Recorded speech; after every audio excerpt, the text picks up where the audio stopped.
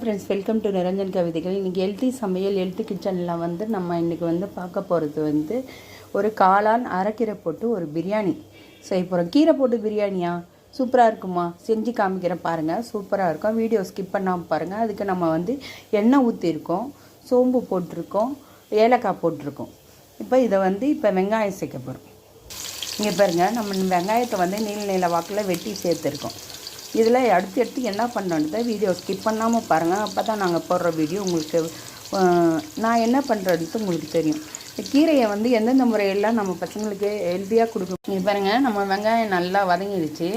இப்போ இந்த ஸ்டேஜில் வந்து கொஞ்சம் இஞ்சி பூண்டு சேர்த்துக்கணும். நான் ஏன் ஃபஸ்ட்டு இஞ்சி பூண்டு சேர்க்கலாம், இஞ்சி பூண்டு வந்து நமக்கு அடி பிடிக்கும். அதனால நான் அப்போ இஞ்சி பூண்டு சேர்க்கல, இப்போ இஞ்சி பூண்டு சேர்த்துக்கணும். இந்த சாப்பாட்டுக்கு நம்ம இப்போ பச்சை மிளகாய் சேர்க்க போகிறதில்ல. இதுக்கு வந்து காஷ்மீரி சில்லியும் தக்காளியும் சேர்த்து நான் ஊற வச்சு அரைச்சி வச்சுருக்கேன்.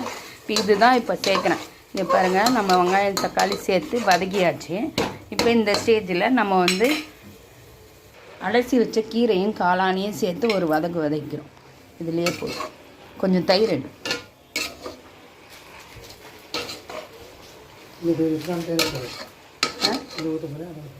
இதே ஒன்றா ஊற்றிக்கிட்டோம்னா ஊற்றிக்கும்.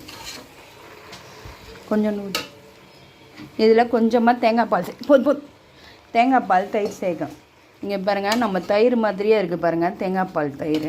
இப்போ இதை சேர்த்து ஒரு வதக்கு பாருங்கள். நம்ம கீரை காளான் எல்லாமே நல்லா வதங்கிடுச்சு. நம்ம கீரை போட்ட மாதிரியே தெரியல பாருங்கள். மசாலா நல்லா வதங்கி வந்திருக்கு. இந்த ஸ்டேஜில் வந்து நம்ம தண்ணி சேர்த்துக்கிறோம்.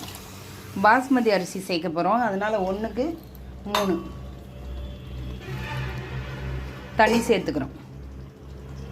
ஆல்ரெடி தேவையான அளவு தண்ணி சேர்த்துறோம். இதில் கொஞ்சமாக நம்ம வந்து தனி மிளகாத்தூள் சேர்த்துக்கிறோம்.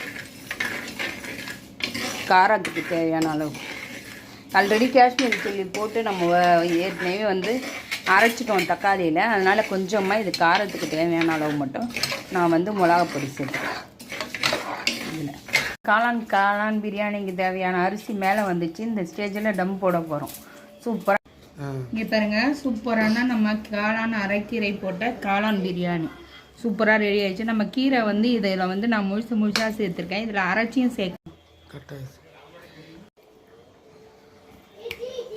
இப்போ நம்ம கொத்தமல்லி வந்து இது மேலே தூவிடும். நம்ம காளான் பிரியாணி சூப்பராக ரெடி ஆயிடுச்சு.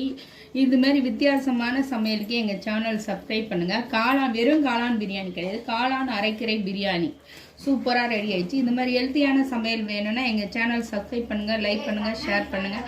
அப்போ தான் நாங்கள் போடுற வீடியோ உங்களுக்கு கிடைக்கும். இங்கே பாருங்கள், உதிராக நம்ம காளான் கீரை பிரியாணி சூப்பராக ரெடி ஆயிடுச்சு.